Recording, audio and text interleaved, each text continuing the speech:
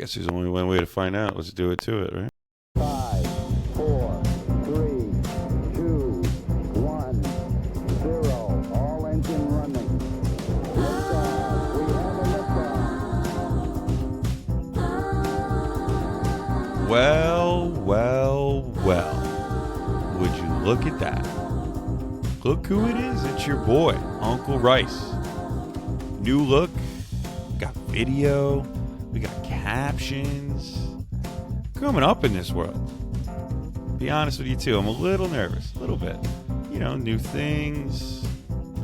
New editing. New video software to worry about. That's okay, though. It's all good. It's important to be vulnerable with you guys. And I appreciate you guys sticking around with me. Don't worry, though. It's the same bar energy, same group chat disguised as a podcast. All the stuff you love to talk to some shit about. We got a lot to cover, so let's break it down. First things first, Giants. They give the kid a chance. They're giving it to him. Daboll realizes his job is in trouble, and he's going to start the kid for the rest of the season. So we'll see how that breaks out. And the Jets, oh boy, don't get me started. Same old Jets no more? Yeah. Aaron Glenn, I hate to break it to you, we are the same old Jets. We're 0-3, going against another 0-3 team on Monday night. They traded for a corner. Maybe that helps the secondary a little bit, but I think it's more of a Band-Aid than an actual fix. Kid's a player, though. Brownlee, he can play, so we'll see. And I got a big little rant about that Tampa game. Baseball-wise, Mets wild card. It is must-win mode every game. You are only up a half a game on the Reds right now. Can't lose any more games. Reds are chasing you, a half game behind you. Thank God Arizona stinks. It's not looking pretty, and especially having to go to Miami to finish the season. They're doing their best 07 impression for the collapse here, and Miami moved Alcantara up to face and try and play spoiler. Yankees, congratulations, you clinched. I'm proud of you. Pop that champagne.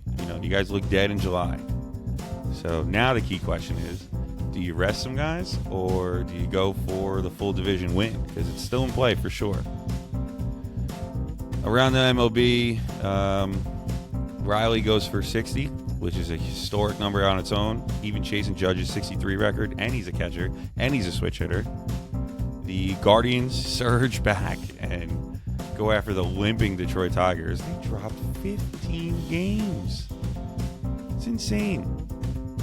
Skeens finishes off his season with a sub-2 ERA, and the Phillies clinch up the first overall seed, get the bye. They go 8 home runs in their game. A couple NBA quickies too. Brunson closes the door on Thibs. Josh Hart says he has to play with a splint on his shooting hand for the rest of the year. We'll see how that goes. And then we'll mix in some fantasy picks, some panic meter stuff, some QB pickups, maybe some tight end darts you can throw around the league, because God knows tight end is so weak. And then last but not least, we'll roll into rolling the dice with Rice, the gambling segment. We'll own last week's losses and try to give you some winners for this week.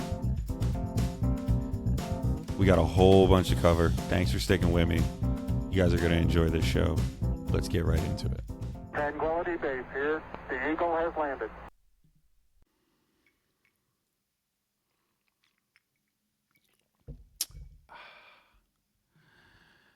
All right. Let's talk ball. And New York is the headline. Quarterbacks are the storyline for both teams. We're starting it off with the Giants because they finally did what every fan was clamoring for and every media personality was clamoring for, whether it was the right move or not. I talked about it on previous podcasts of, should they start him? Should they not? Should they go right at it? Is it better to go the Alex Smith to Patrick Mahomes vibe? Well, it doesn't matter because Brian Daboll has made it official after they saw Russell Wilson throw the ball into the end zone and off the goalpost last week in a red zone drive.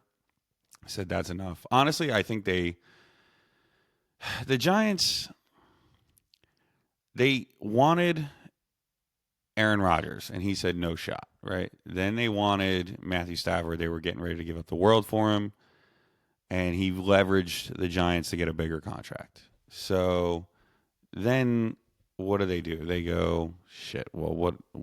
We have nobody. We're getting rid of Daniel Jones. What are we supposed to do? So they grabbed Russell Wilson. And the fact that Pittsburgh alone was like, yeah, you know what? We're good. They tried to talk to Justin Fields, but decided to move on from him. But they told Russell Wilson, yeah, we're good.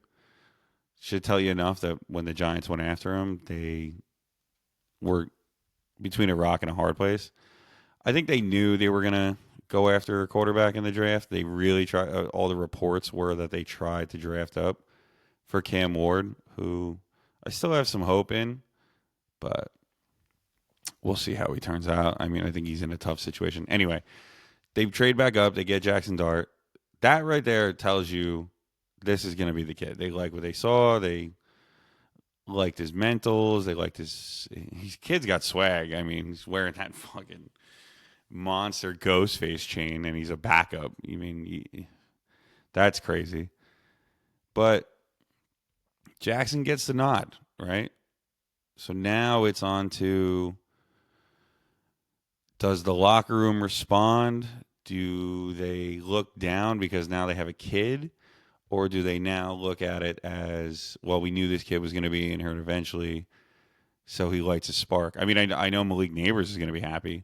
Jackson would come in for some packages the last 2 weeks, but it was all run plays. They're not going to do that for the rest of the season. He's not just going to run the ball for the rest of the season. He's going to have to throw the ball. And Malik Neighbors is going to be happy with a live arm. Yeah, Russell Wilson has a good deep ball, but it's the Jackson Dart show now. It's going to be the Dart throws a dart show. And that line's going to get old, but it's going to happen. It's going to be his huddle. It's going to be his huddle. He's going to have to be a 22-year-old kid leading grown men and trying to get them to believe in him, that he can lead them to the quote-unquote promised land. Look, man, when Eli came in when he was a rookie, and that's the last time the Giants were worth anything, he was terrible to start. He lost his next 6-7 games, whatever it was. I think he only won his final game as a Giant. And then the next year he went in. I mean, that's what you want, right? You want Dart to show promise with Neighbors, with Scatabo, by the way. Tracy's hurt, and Scatabo is your Peyton Hillis, Ronnie Allslott boomer of the middle. Giants offense might actually be pretty good. Andrew Thomas is back now. They might be able to, if this kid can put the spark in that I think he's going to put in, I think they're going to be all right.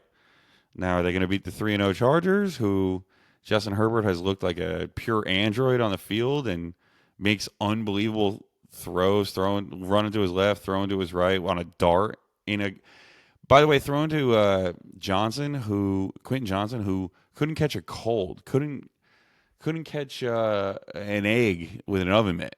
You know, he's making him look good. It's a tough break for Dart, and it's a tough schedule for Dart. But you know what? The only way to do something is to do it.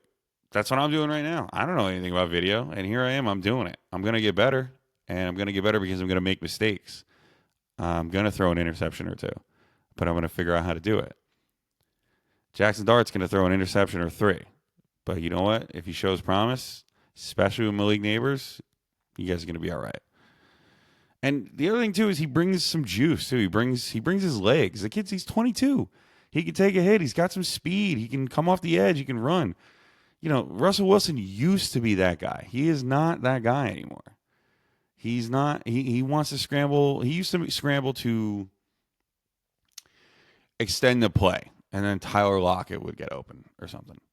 Well, Jackson Dart can extend the play, and now Malik Neighbors is getting open. Or he can take off and run. So, look, he gets the big stage. He gets a lot of Giant fans were calling in saying that as soon as they heard Dart was starting, they took their tickets off of StubHub. The building is going to be loud. It's going to be filled with some energy, some juice. I don't think a lot of people are coming over from California. The Chargers are playing nowadays to MetLife. So The building's going to be packed. It's going to be loud. They're going to be pumped up for the kid. They're going to be all right. This game has trap game written all over it. So we'll see how things go here. The key matchup for Big Blue this week is going to be just keeping Dart in structure early. Get the jitters out. It's like a pitcher. It's like a rookie pitcher when he comes in. His first pitch is always, 99 miles per hour when he's a 93 mile per hour thrower because the adrenaline's pumping.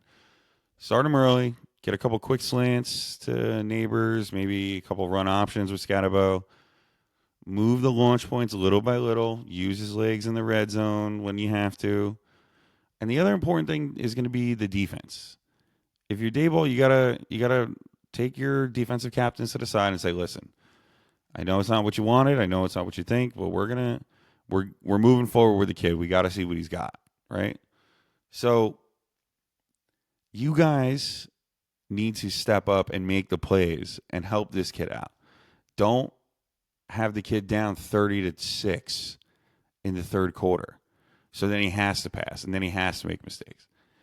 Do us a solid. Keep the game tight. Keep it within reach. Even if we lose, fine. No one wants to lose, but if you're the Giants, if you go, I don't know, God, I hate to say it, 3 and whatever, 4 and whatever, but Dart looks good and it looks like you solved the problem, that's what you want. As far as my lean for the game, I think I'm going to take the Giants plus 6.5.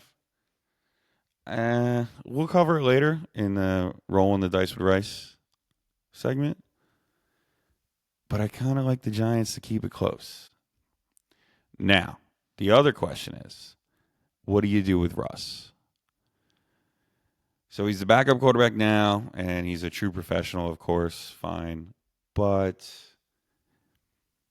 if teams come knocking, do you trade him is really the question. Or do you keep that insurance policy?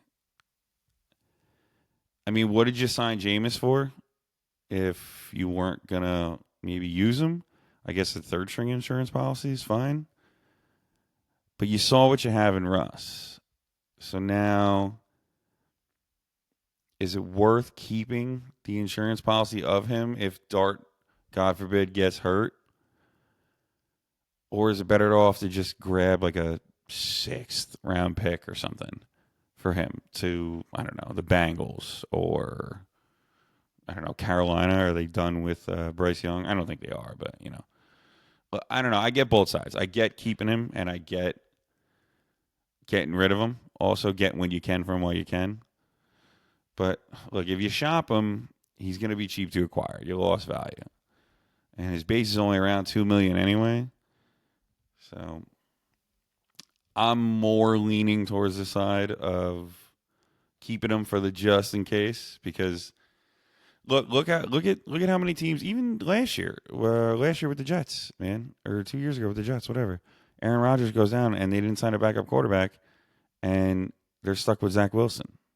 It's always important to have that clipboard Jesus, that Charlie Batch, ready to roll when you need him. And unfortunately, I think for Russell Wilson, that's kind of where his career has gone now. I really do. I think when they signed Russ, they said, we'll give you a shot, but eventually the kid's going to come in. And because you're a pro, we'll be nice to you, or we'll give you the benefit of the doubt to prove that you can still do it. And he proved he could do it against a shitty Dallas secondary who allowed 450 yards to him, and then literally the next week allowed 4 touchdowns against Caleb Williams, who has looked terrible all year. So I think that speaks more to Dallas' secondary than so much of the Russell Wilson era in New York. You got to protect your rookie. So, Now, the Jets. More quarterback drama. More bullshit. What else is new for the Jets, right? Well, Fields is in protocol, right, after last week. And Tyrod didn't look bad either. I mean, threw for 2 touchdowns, whatever, but they were late touchdowns. Fields is practicing now. The thing with the Jets is I tried to convince myself that this wasn't going to be a rebuild year and that they actually might have had a chance to make some noise. But realistically, it's a rebuild year and they don't have any chance to make any noise. So the whole point of this season now going forward is to just get Fields in as soon as you can, as soon as he's healthy, and see more of what you got from him. Evaluate more of what you got from him. See if you have a ceiling.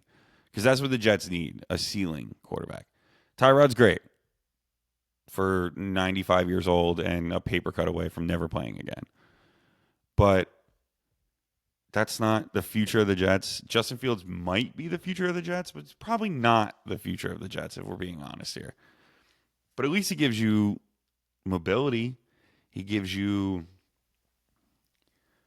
somewhat of youth, intelligence. I don't know how to put it. He gives you hope, which is what the Jets always are. Honestly, they should change their name at this point. Instead of JETS, it should be HOPE. Because every year the Jets try and sell you hope, and every year hope goes out the door. Yikes, dude. It's whatever. It's tough being a Jet fan out here. The defense has looked Jets-ish. You know, you're never going to get back to those Rex Ryan days. But the secondary is not great. It's good. Sauce is doing his job. Quinnen up the middle is doing his job. There's some linebacker injuries. They did just trade for a cornerback from the Titans, Brownlee Jr., and from everything I've heard from all the Titan fans that I know, he is good and aggressive and a ball hawk, but also too aggressive for his own good sometimes. He's going to give you that penalty on 3rd and 8. And you're going to go, what is this guy doing on the field? But there might be some potential there. So we'll see. Maybe Glenn can preach some discipline into him. Maybe he just needed to change the scenery. That's how it goes. I do think it's just a Band-Aid instead of a fix. And you guys voted with me on the poll, on the Wednesday mic check polls. It was like 80% a Band-Aid, not a fix. But that's the Jets. It is what it is. And I got to get on the Jets for that Tampa game. Okay? You preach discipline and preach no bad penalties and this and the other the whole offseason. You made us buy in. And what'd you do? You gave the game away late due to penalties, due to missed tackles. And yeah, you blocked a kick late. Congratulations. That's awesome. And when I saw it, listen, I was happy. I went from, oh, yeah. And then I looked at the clock and I went, oh, no. Because I know how this goes. The Jets can never make a stop when they need to. So what happens? Big Dick Baker comes right down the field. No problem. Like he's done in this past 2 weeks before. Swings it right down, gets in field goal range. And I got to correct myself, too, because last week I said Ricky Pearsall. I meant Ibuka. And boy, oh boy, did Ibuka have some serious catches against us. Look, bottom line, you got to clean all this shit up. Otherwise, you're going to be 0-4. You're going to be 0-4 going into Monday night. And you're going to be sitting at the podium saying, same old Jets, same old Jets. Moving on to Miami for the Jets. Congratulations, ESPN. You played yourself. 2 0-3 teams. And one of them's fighting for their life in a rebuild, and the other one's fighting for their life with a coach that nobody wants to play for.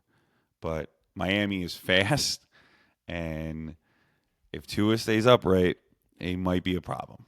The key to that Monday night game is just going to be tackle in space. Just make the tackles you're supposed to make. They're going to swing A-Chain on the side. They're going to get Tyreek over the middle. Close the middle of the field. And if Fields plays, lean on the QB run a little bit. I know he just got a concussion protocol, but if he got cleared, he got cleared. You're on the field, go play. Control the tempo. Keep them off the field. 2 0-3 teams on a Monday night. At least it's a doubleheader. And there's no Manning cast because of it. If I'm leaning one way or the other, I'll probably take the points with the Jets. If Fields is greenlit, maybe sprinkle the money line. All right. Now, want to get into a couple games from around the league this week. Just a little recap in case you missed them. That's why you tune in, right? You tune in so I can keep you updated, so I can keep you informed. I'm your knowledge.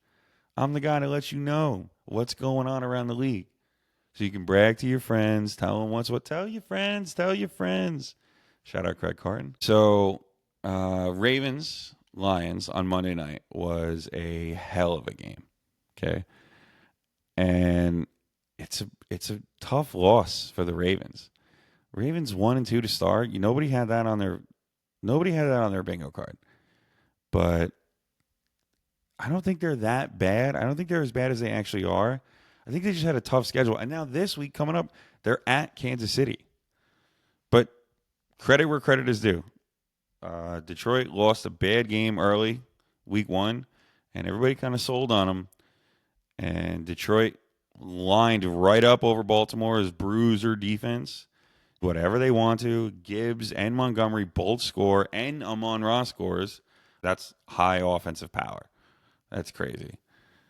And on top of it, too, the defense looked good.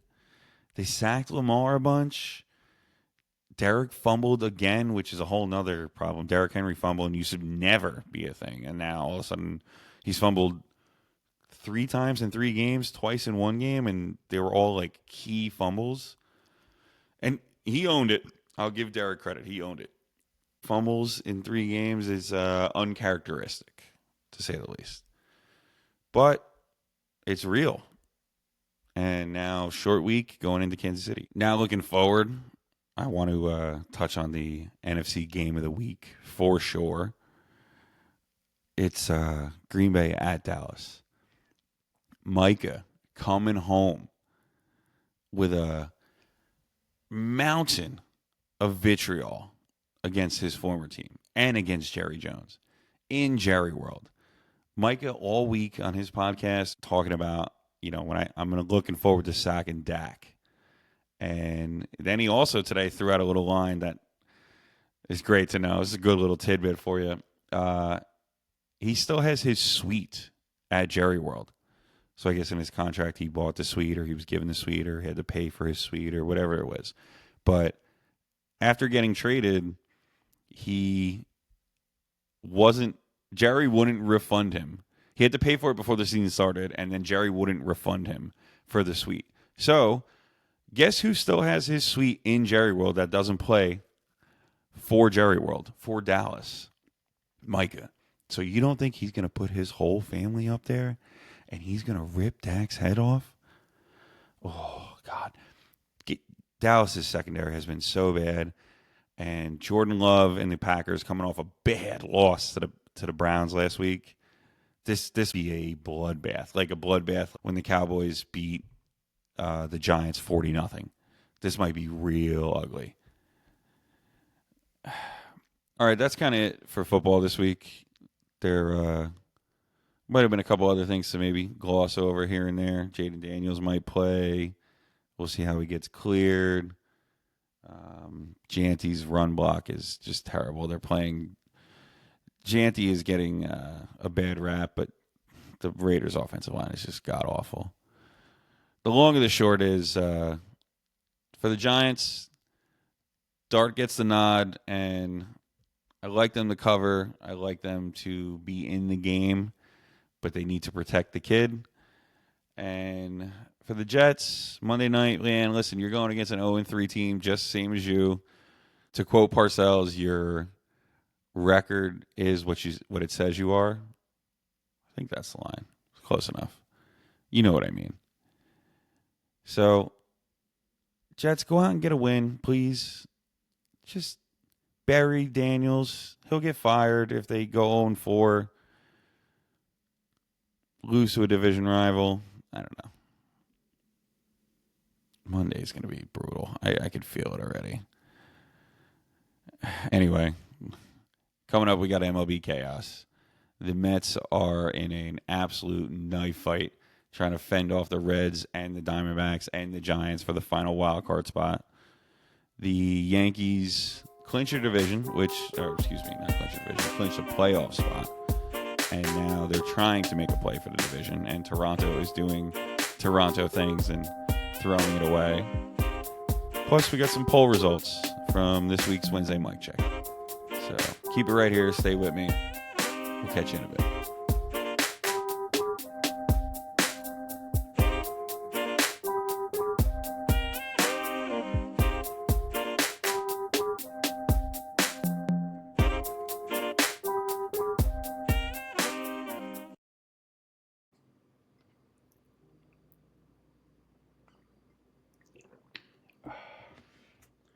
It's apple juices. I swear. It's just apple juice. Well, time to talk some baseball. And there's only 4 games left in something I devoted my whole summer to. I mean, I started my podcast in March, I think was the first episode. And that was right around pitchers and catchers in spring training. And now here we are, 4 games left in the season. Yankees clinched. They clinched. A team that looked dead in July, and every single person was getting ready to bury. Congratulations, Yankee fans. You have made the playoffs for another straight year. And not only have you clinched, you're now tied atop the AL East. Toronto has had an absolute choke job. You got 4 games left to play. The Blue Jays do hold the tiebreaker, but you guys went from maybe being the 3rd wild card, maybe being the 2nd, to now you could win the division and have the best overall record. And you know why? Because Aaron Judge. I hate to say it, and I don't hate to give this man credit, because this man deserves all the credit. You know, I watched a lot of good hitters in my age. I watched Carlos Beltran. I watched Mike Trout. I watched Ken Griffey. You know, I watched those guys. How lucky am I? How lucky are we that, I hate to say it, we get to watch probably the best right-handed hitter of all time in our generation. Aaron Judge is... he's like Tom Brady, okay? He plays for a team that I absolutely hate, that I cannot stand, but god damn it, is he good, and do I recognize the greatness. So they clinch... They pop the champagne. They clinch the playoffs berth, no matter what it is, even though they're still chasing a division. Cal Riley hits 60 home runs and makes a case for MVP. Keep going at him. Yeah, Judge hits 50 and then 51 in the same game that night. That's 4 straight seasons of 50 straight home runs. Do you know who else is on that list? Ruth, McGuire, Sosa, and Judge. And 2 of which, while they weren't 6'8", 270, they were probably 6'1" and juiced out of their minds. When I always say it, when you start getting compared to guys that their photo is black and white, you know you're doing something right. That's Clayton Kershaw. That's, I don't know, whoever else you can think of. But that's the list. 50 home runs in 4 straight seasons. Ruth, McGuire, Sosa, and Judge. Not to mention, the pitching is, without Garrett Cole, is doing great. Max Fried has been worth every penny. When they signed him, I was like, oh, God, they really overpaid him, but, he'll be good for 5 years, 4 years, not the 7. Doesn't matter. He racked up his 19th win last night. And yeah, it's against the White Sox, but who cares? That's 6 straight for him. I think earlier in the season, his ERA after a Yankees loss was like sub 1. And the Yankees have won 7 of the last 8. So if you're trying to make a play for the division, that's exactly what you should be doing. And the poll that I posted on the Wednesday mic check, which you guys should all tap into, you guys are all in agreement. It's full send for the division. It was either rest guys now that you clinch the playoff spot or go for the division. 75% of you said, I'm with you to go get the division. I mean, you play this out, right? Home field matters in the MLB. And this lineup is heating up exactly when it's supposed to. Belly has looked great. Stanton is back. Gian looks good. He's a monster in the playoffs. Who else? Who am I missing? Ben Rice. Shout out Rice on the mics. I mean, the Yankees, their path, again, the AL is easier than the NL, right? And it looked like it was a little bit harder this year, but it turns out it's not.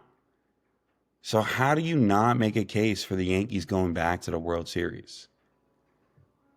Game 1, they walk off the White Sox on a bloop hit to center that looked like Michael Taylor should have dove for it, but he didn't. Whatever. It's the White Sox. You guys have like 35 wins. Who gives a shit, right? That's the game they clinch. So now you figure, okay, we take the next game off, whatever. No. Game 2, they blast Chicago. And that's the momentum that you need to carry going into the postseason. This feels like a team that's playing for October, that has finding their October timing. This is good for Yankee fans. This is where you want to be. Houston is out. They lost the division to Seattle. So you don't have to go to the House of Horrors that that Houston has been. And now you're looking at a wild card of the Red Sox or maybe even Toronto if you win the division. Hey, God bless you. Everybody thought this team was dead in July. Another team that's been playing like they've been fucking dead since July is the Mets. Oh, you gotta believe, just believe the amazing Mets. Dude, get out of here with that. I've been watching the Mets as long as I can remember. I've never felt this way with any of those teams of how I feel with this team now. The roller coaster that I have had to go through with this team all season, I dedicated my summer to you, hoping and expecting you guys to be a 2-seed, a monster, a win the division, something, anything. And now my Jets are 0-3, and the Rangers, who cares? Queens, we are in playoff baseball now. We've been in playoff baseball the past couple of weeks, and the ups and downs, the roller coaster has been unbearable. I have been through the 2007 collapse. I have been through the 2000 Subway Series. I have been through the years when Alejandro De Aza was my leadoff man. I watched Lucas Duda throw and sail that ball from first behind home to watch the Royals beat me in a World Series. I've never felt better about a team than how I feel now. But Jesus Christ, you guys are making it so hard to root for you. They lost control of their destiny on Sunday.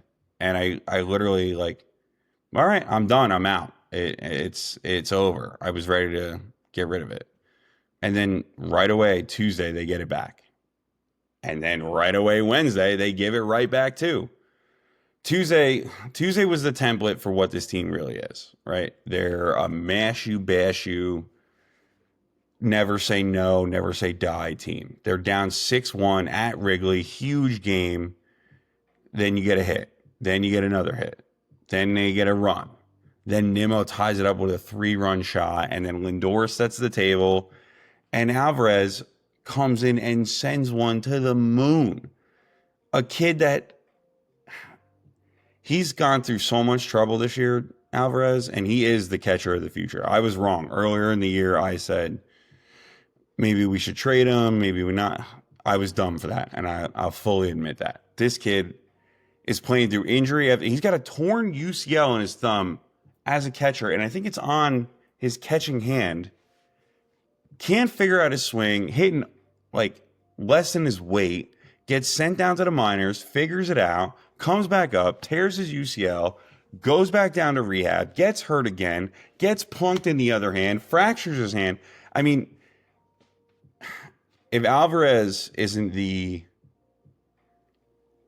lifeblood of this team, I don't know who is. Somebody who says never say die, right?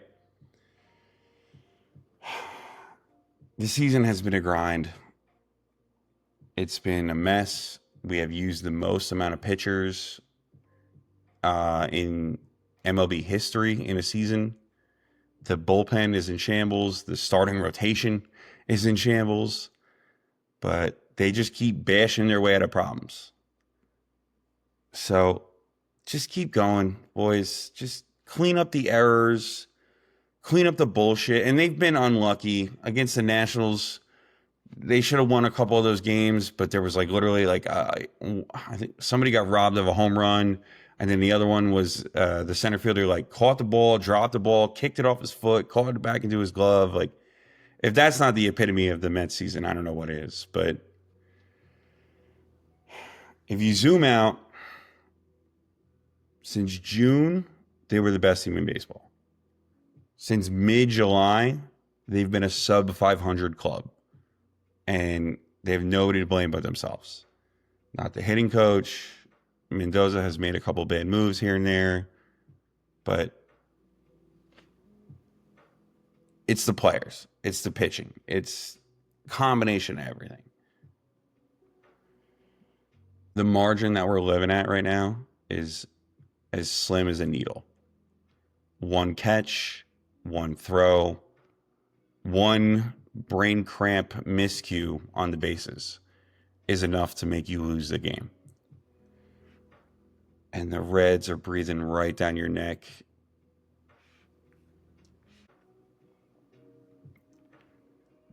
For all the good you've done, you've come down to now the final 3-4 games being up a game on the Reds, who own the tiebreaker over you, and 2 games up on the Diamondbacks, who own the tiebreaker over you. I mean, it's amazing that it's come this far, and you have to be better. But here we are. It is what it is. Met fans that have given up on this team, I'm sorry. You won't find me like that. It won't be me. I root for this team till the day that's over. It's not over. The one thing in sports is that it's not over until the fat things. The Mets have blown enough 9th inning leads that I know that that's true. Going forward, every decision needs to be October style baseball. Short hook for starters. Not that they're going long anyway. High leverage bullpen. I mean, if Diaz needs to get 5-6 outs, that's what it needs to be. If defense costs you, pull him. They did it already with Siri. Siri looked like he was fucking lost out there. Looks like he's never played baseball before at center field. Guy was supposed to be a defensive replacement for center field, and he took the worst angle. He took an angle like a softball team to go get a ball. Cut. Clean the infield throws. Know the base stats. Back up the bags, for God's sakes. I watched Pete Crow Armstrong take home on a pass ball. He was standing on second. What? Back up the fucking plays. Know where you're supposed to be. If you're going to win ugly by bashing teams, at least be tidy. Okay? No errors. That's the only path right now. The only path to success. And a quick note here, too. I've been preaching it all year. Soto might have a 40-40 year. Okay? And his error that he had in right a couple days ago, that was his first error of the season. believe it or not. Somebody who's bad on the bags, bad on the bases, is a liability in right, and, isn't happy with the team, isn't whatever. Yeah, he's got 43 home runs, almost 40 stolen bases, made his first error in September. Yeah. Soto's good. Sorry, he's not good. He's great. And guess what? I got him on my team for the next 15 years. Even if he's only good for 10 of them, I don't care. I got him. Okay? Lindor hit 30 home runs. Pete's over 30 home runs. Soto's got 40 home runs. I got that for the next 15 years. Ooh. All right. Enough with the Mets. Enough with the locals. Couple quick things around the league. Cal Raleigh, if you haven't been paying attention, is making his play for AL MVP over Judge. Judge leads a lot of the categories that people deem important. But again, when you start putting your picture next to people that are in black and white, like Mickey Mantle, I would say you're doing something right. Cal Raleigh hit 60 home runs. Oh, excuse me. He hit 59, and then he hits in the same game, and 60 was a moonshot. Literally like third deck, last row moonshot. He passes Griffey for the Seattle record. He passed Mickey Mantle. And he might pass Judge for 63 all time. His odds for MVP, Judge was at like minus 2,000 like 2 weeks ago. And now Raleigh is the favorite at minus 200. It's kind of the LeBron factor. The same thing kind of goes against Ohtani and Judge. Like Ohtani's clearly always going to win in the NL, and Judge could clearly always win in the AL. But eventually, you get bored of giving it to them like you do with LeBron. Somebody else has to win it. This is the year for Cal to win that.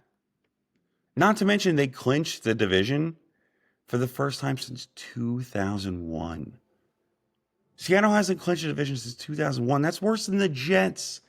The Jets went to the playoffs in 2008 and 2009, or 2009, 2010, whatever it was. They haven't clinched a division since 2001. That's insane.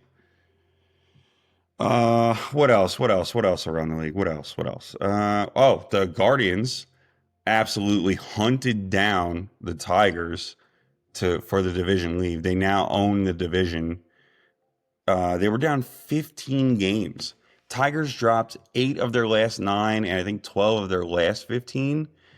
And the end of September was 6 games with Cleveland, and Cleveland won all 6 of those games. So Detroit now goes from being the potential 1 seed in the AL to maybe not even making the playoffs. That's insane. What a collapse by Detroit. Philly, Ungats. Philly locked up the 1 seed over the Dodgers and the Padres, who were both still fighting each other for the divisions. Schwarber is up to 56 home runs on the year, making a solid case for NL MVP.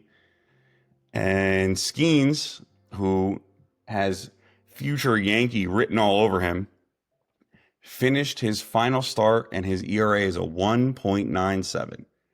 And I think he has 7 wins on the season. That's the youngest ERA since Dwight Gooden. He's the Cy Young favorite, and it's not even close. I mean, he's taking it running away. Lastly, a little bit of news to touch on for next season. Robot umpires are here, baby. And I can't wait. I know some people are against it. They want to talk about the whole thing about baseball is subject to the game, subject to eyes, whatever. Yeah, that's all fun and games until you get guys like Angel Hernandez and Bill Miller, who are absolutely terrible in the zone. And it's been instituted in the minor leagues for a couple years now. So a lot of these young kids already know the zone super well. A lot of these umpires are going to get humbled real quick. And good, by the way. I'm not arguing balls and strikes. I'm in the fucking mocks. I know what is a strike and what's not. If I get punched out on something, okay, fine, whatever.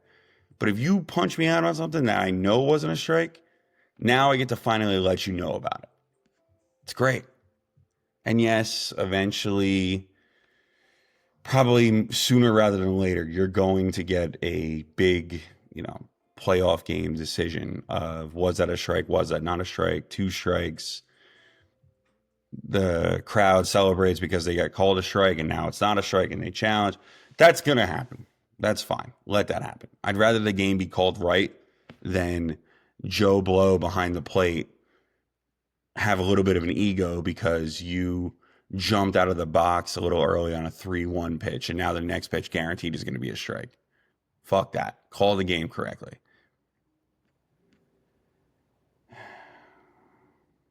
So what's next? Well, Yankees finish the chase and they win the division or they don't. If you clinch the 2 seed regardless. So see where you're at and then reassess, and set your rotation up. But until then, go for broke, full send. For the Mets, well, you got 3 games left with no safety net, going against the Marlins, who spoiled you back in 2007 and would love nothing more than to spoil you now. They even moved their ace up in the rotation to start this week. Look, if you're down early, do your best, quick hook, get it going. And if you got a lead late, 8-7, 3-4, whatever, and it's the 8th, 7th, but it's 3-4-5, 2-3-4 in the order, fuck it. Bring in Diaz. Get the guys out that you need to get out. Use your best pitchers when you got them. All right. Baseball has been a roller coaster. And the next time we meet, the Mets will either be in the playoffs or they won't. And the Yankees will either won the division or they haven't.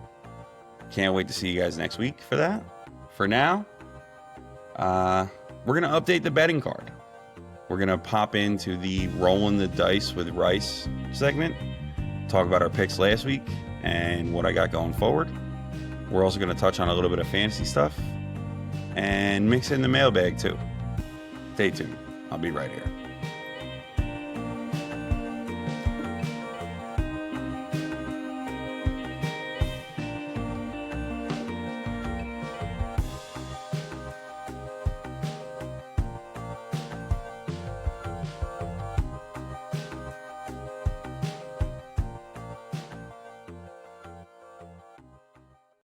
It's that time of the show.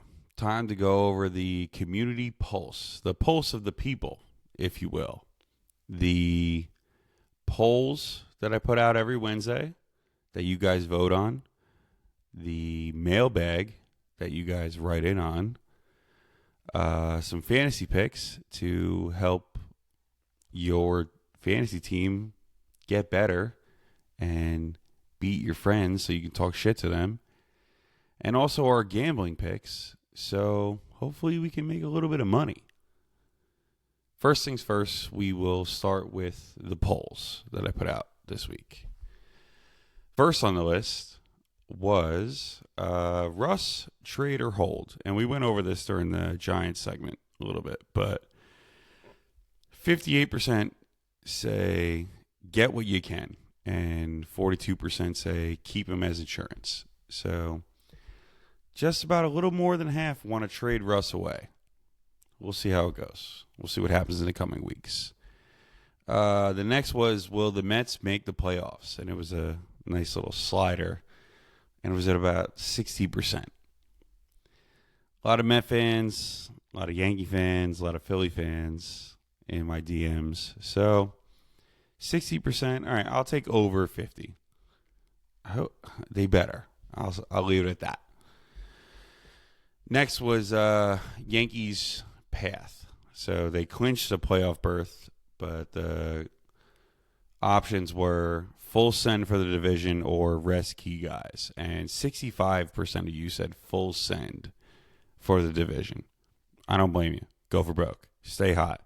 Baseball is one of those sports where you don't want to rest guys. You want to keep them in the rhythm. Stay hot. I put out a Micah is back in Dallas poll. Who do you got? Green Bay or Dallas? It was 100% with 50 votes.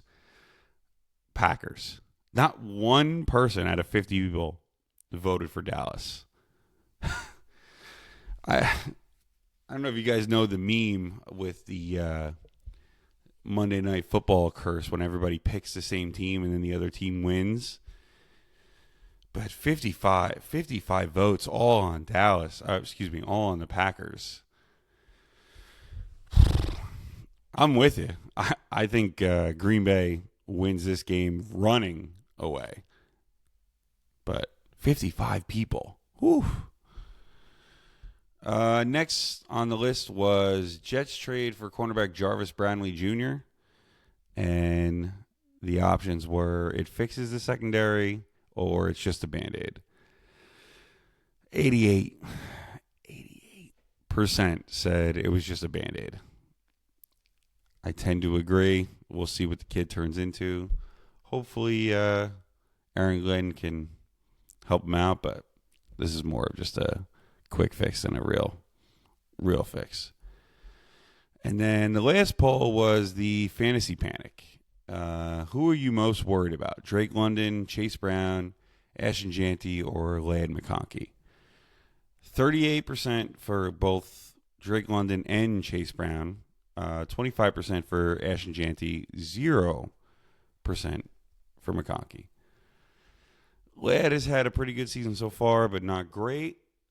Jeanty is subject to bad offensive line play and just bad scheme. They're running a zone scheme like Le'Veon Bell for him when really he needs to be more in a Derrick Henry, here's the hole, go knock somebody over scheme.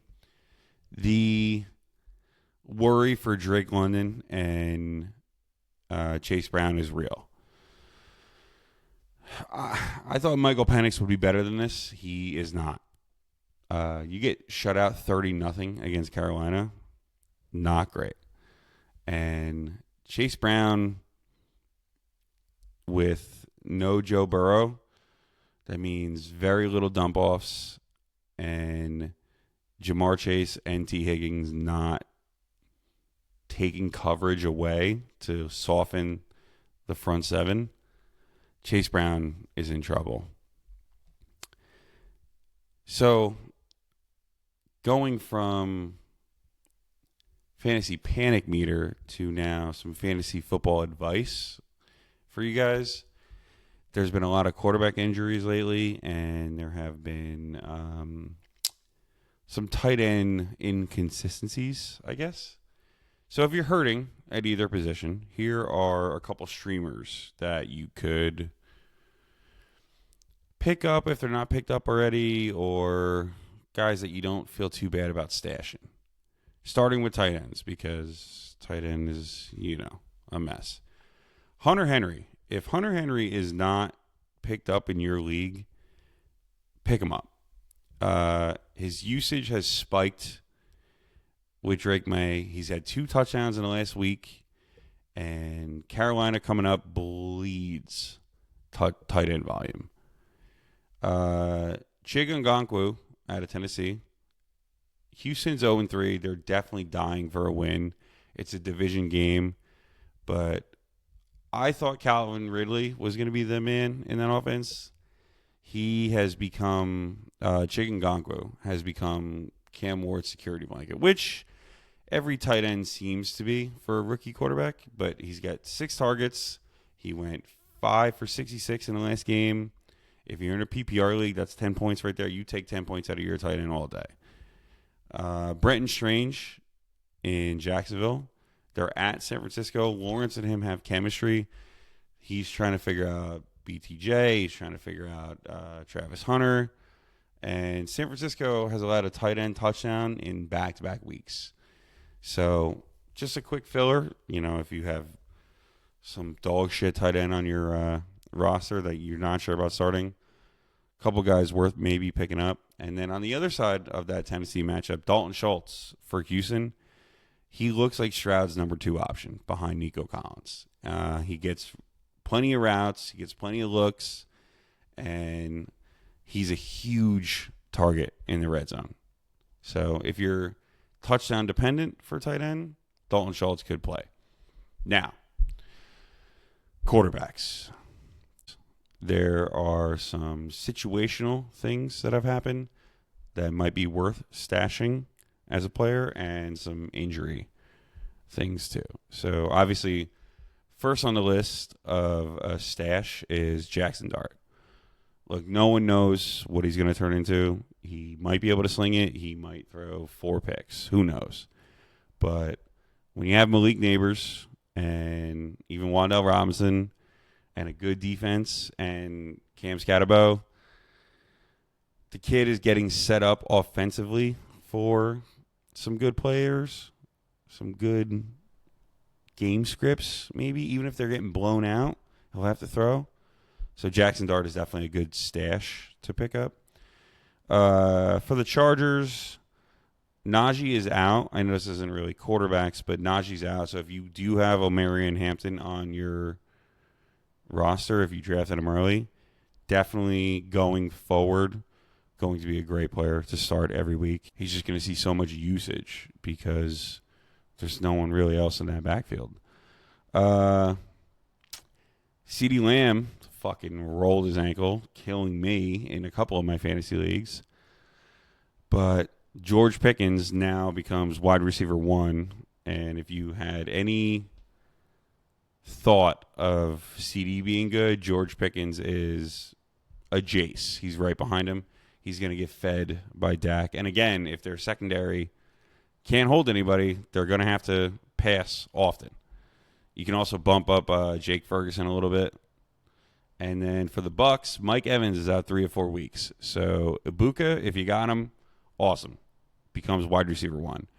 Sterling Shepard might see a little more work. You're waiting for Chris Godwin to come back. He might be back. You wait for Friday, see how it looks. Going back to quarterbacks, Justin Fields is back at practice. If he gets cleared, running against a weak run defense in Miami on Monday night, if you're down some points and you want to, risk it to get the biscuit, Justin Fields could give you 22. He could also give you 8. So it's not the best pickup, but it's worth a look. As far as the panic meter that we talked about before, like I said, Ashton Janty, he's got O-line issues. There's no one really to split any roles with him, but don't sell. If anybody's knocking on your door, don't sell them. Hold on tight. And Drake London, same thing. Don't panic sell. Okay, it's going to get better. Even if it's Kirk Cousins, it's going to get better. Drake London is huge. He commands the ball. Kyle Pitts isn't doing anything. There's no one across from him. It's just Drake London and Bijan. Chase Brown, I don't know. If you get the right offer for Chase Brown, I'm not afraid to panic on Chase Brown here. He's going to have super high usage and efficiency, but Jake Browning is so many levels below Joe Burrow.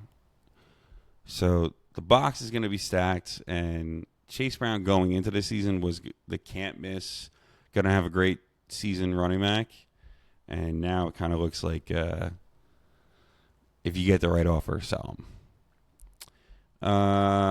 As far as buy low prospects, Brock Bowers has not been great, not been bad, but if anybody in your league took Brock Bowers, they probably took him at a high price and probably missed out on a receiver or a running back that they wanted. And he's going to get better towards the end of the year. So if someone is willing to sell Brock Bowers at a decently low price, you should jump on that.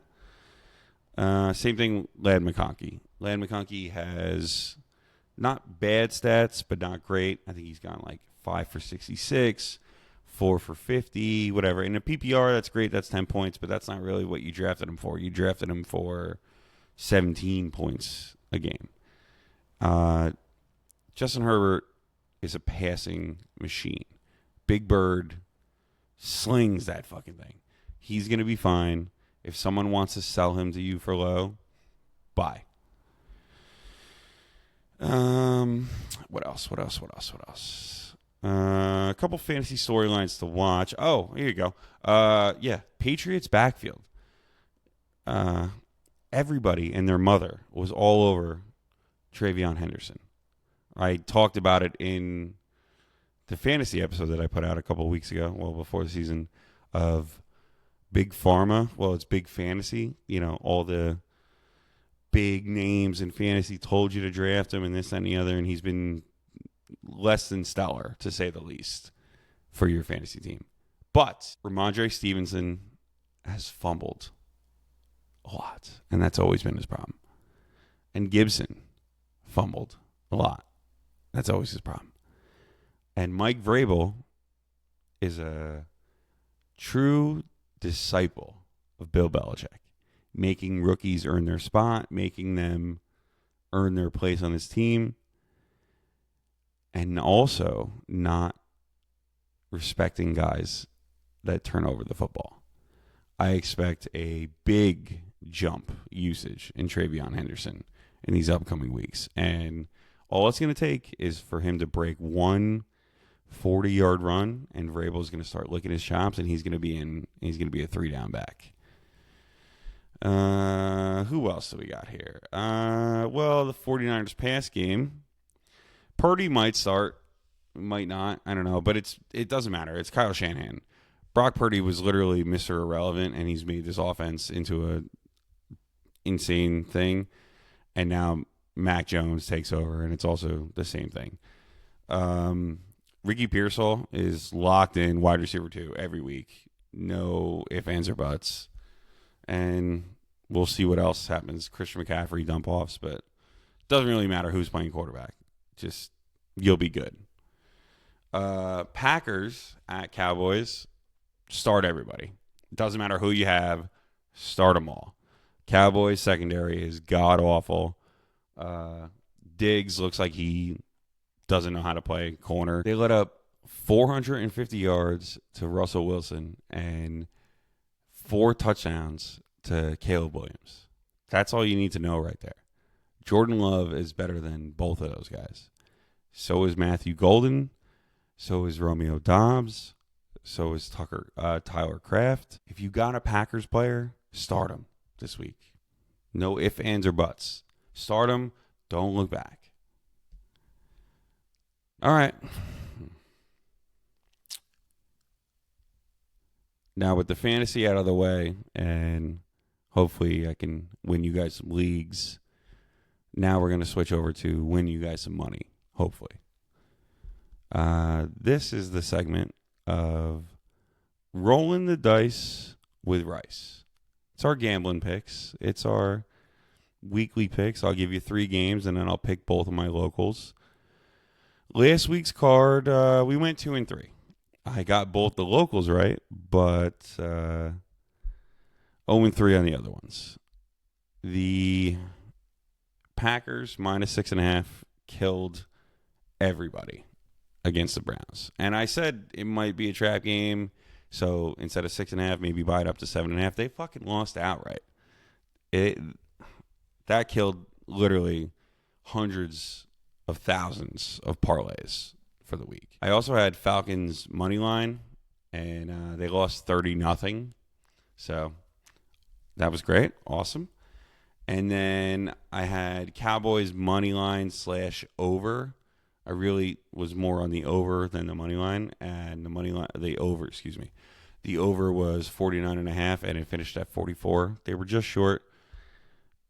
You know, is what it is. But did have Chiefs money line Sunday night against the Giants, and had Jets plus 4.5. They covered because of the late blocked field goal. So, you know.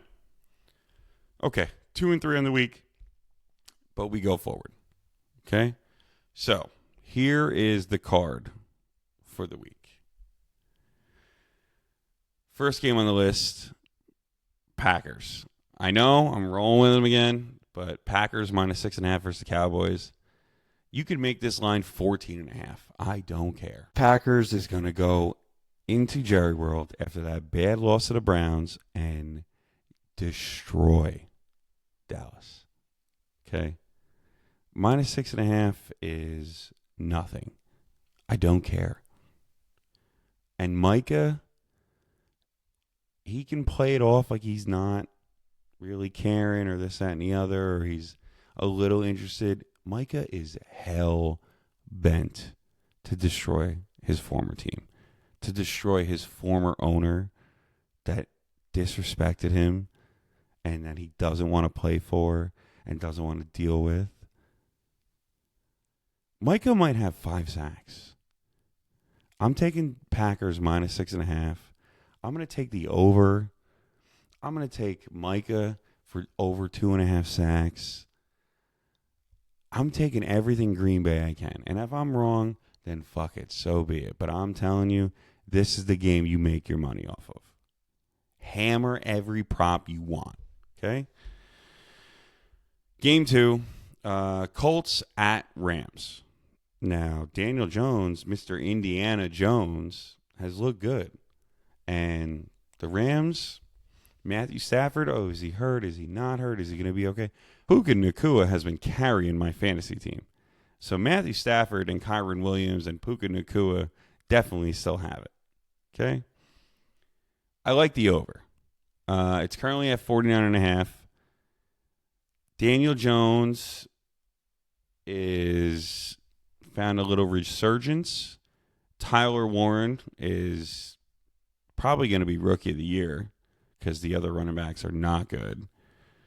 Jonathan Taylor is running like he doesn't age. Daniel Jones looks like he has command of that offense, and the Rams at home always score points. 49.5 seems like a easy number. I could see an easy 30-30 game, maybe even 24, 32 game kind of deal. Over. Colts at Rams. And last game on the card is Vikings Steelers. And I'm taking the under. It's at 40.5. I'm going to bump it up to 42.5. Why would you take the under in this game? Steelers can score. Aaron Rodgers is a good quarterback. J.J. McCarthy. Jordan Addison is coming back off suspension. They're in London. The rule is any London game, you take the under. Now, next week, the Vikings are also in London. That game, you take the over or you take the Vikings. But it's both teams' first week in London. The time difference, the weather, just being on a plane for that long, the whole work, under. Okay? They're playing in front of fans who don't give a shit. Most of them wear Jacksonville jerseys. Take the under. All right. As far as the locals, Chargers at Giants. Well, the building's going to have a lot of juice for Dart. I think the defense keeps it tight. Chargers probably win, but I think the Giants cover their number. It's at 6.5. Buy it up to 7.5 just in case. And Jets, Dolphins, Monday Night Football, 2 0-3 teams, both in crisis. If Fields clears, I like Jets plus 2.5, maybe a little sprinkle on the money line. If not, I'll probably still lean Jets plus 2.5 just because it's a rock fight and who knows. But either way, we track the record, we track the numbers, we keep ourselves accountable. It's important for you to keep yourself accountable. Bet with your head, not above it. Bet responsibly. Don't be afraid to call a number if you have to. The whole works. Don't be an asshole. Don't bet rent money on the fucking Jets. The Jets never cover. All right. So, that's fantasy. That's gambling. Now we close out the show with you, the people, the fans of the show, the guys and girls that I like to hear from. The mailbag. It's that time. First up on the mailbag, we have a recurring guest, actually. We have Brad in Kenilworth. He writes in, he said, it's time for people to start recognizing that Goff is elite, and it's time to also respect Amon-Ra as a number one wide receiver. Well, I don't know about Goff being elite. I mean, this falls into the Joe Flacco is elite category. I mean, Goff is a very good, not great, very, very good quarterback. But elite, I wouldn't say elite. Now, Amon-Ra is elite. I think Goff gets a great boost because he has a coach that was a blocking tight end, almost whereas good catchers aren't good managers in baseball, but backup catchers are really good managers in baseball. He's not, Tony Gonzalez isn't going to be a good coach, but Dan Quinn, a backup tight end or a blocking tight end, is a good coach. He's just feisty enough, and he has that O-line eating, that D-line eating, that fuck you, get out of my way mentality. With Gibbs, with Montgomery, with Amon-Ra, with, what's the other receiver? Williams. The speedster that they have, Williams. That's a lot of talent around Goff. So Goff's not elite, but he's very, very good. He's good enough to make that throw on fucking 4th and 2 down the seam, I'll tell you that. All right, next up we have Klus in Jersey. And he touches on the Vikings. He says, is this Jordan Addison's coming out party? Because he's off of suspension. Well, life's going to get a lot easier for J.J. McCarthy having Justin Jefferson and Jordan Addison. Justin Jefferson is a stud, but he can only do so much. He needs the other guy across from him, right? With Jordan Addison back now, it's I would expect JJ to have a big game.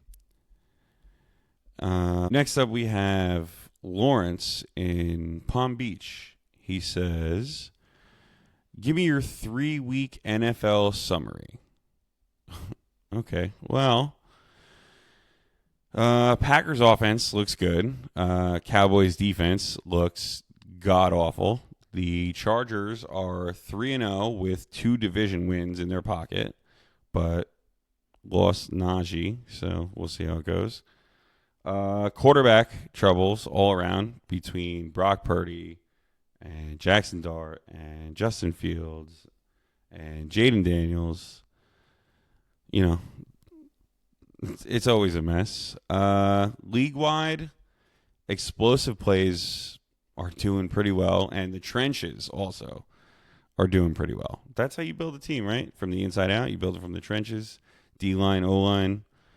Offenses seem to be doing well, which is what the NFL wants. You haven't really seen too many defensive games. So, first 3 weeks in the NFL, chaos. Next 3 weeks in the NFL, also chaos. And lastly, we have a voicemail clip here. Someone called into the show. That's right. You can call in. If you call in and leave a voicemail, you're more than likely to get on the mailbag. Because I will put your voice on the show and we'll answer to it. So let's hear what he's got to say. Ricey. This is about to get spicy. So we're watching McLean right now. He threw 4. 1 run, Mets are up 6-1. Apparently, if he goes 7 in the third, he loses rookie eligibility. But our bullpen's been fucking taxed the past 2 days. Do you let him go? Does it depend on the score? What if it's 6-1 in the 8th? Interesting to see where this goes. Let me know. Yeah, that's that's one interesting take on the Mets. honestly, the Mets shouldn't be worried about their rookie designations or anything along that timeline. Steve Cohen, when he bought the team, said, in the next 5 years, I want a championship, and I want sustainability, and I want a good farm system, and promised the fan base the whole works. And, well, now they have a good farm system, and they have the richest player in the game who is living up to that contract, and they're fighting for the last wild card spot by a half a game. So as far as rookie eligibility or, service contract time, who gives a fuck? Fuck that. No one cares. Stop. Go win. Go win. Please. 1986, man. I saw you in 2015 and you blew it. 1986 is the last Mets championship. I'm dying to get a Mets tattoo on me when they win a championship. They shouldn't care about rookie designation or anything like that. Go get the best players and go bring a title home. Go raise a banner. Please. I'm begging you. We're all begging you. Every Met fan is dying. We're in the desert with drops of water in front of us crawling to the oasis. We can see the promised land in front of us. But we're not quite there. We're dying for it. All right. That's the mailbag.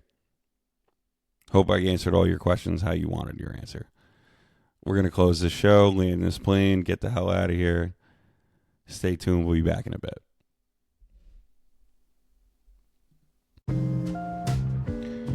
All right. That's it for the show. First video in the books. I appreciate you rocking with me.